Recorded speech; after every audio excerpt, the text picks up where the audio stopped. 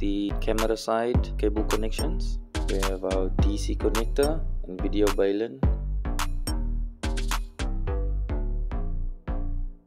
On the camera you find a female DC jack. You find a switching button which switches between TVI, CVI, CVBS and AHD, and you get a PNC male adapter. Now connect our male DC jack to the female DC jack of the camera, the video bailin to the PNC of the camera. You'll see that the PNC is slotted on the one side, slots together and twist to secure. On the back of your DVR, you'll find the PNC connections for your camera inputs. It's all numbered in between the PNC connectors. Find your VGA output and your HDMI output. You have an audio in, audio out, Ethernet connection, 2 times USBs.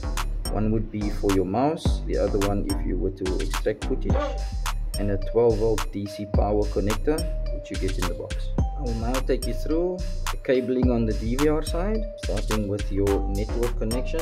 So this connection is made between your DVR and your internet connection, your router or switch. I will make a video on how to crimp a RJ45 connector at a later stage. Plug in your mouse. Always use the one underneath the RJ45. It's easy to find the bottom one if you need to use a USB. The mouse is included in the box. Now connect your HDMI cable, which is not included in the box. You have to get this separately into the HDMI output.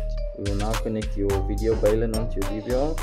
I'm going to use camera input 1. You'll see there's slots on the side, also a slot on the video bailin, corresponding slots, and twist to secure. And lastly, we're going to connect your 12 volt DC power, which is also included in the box.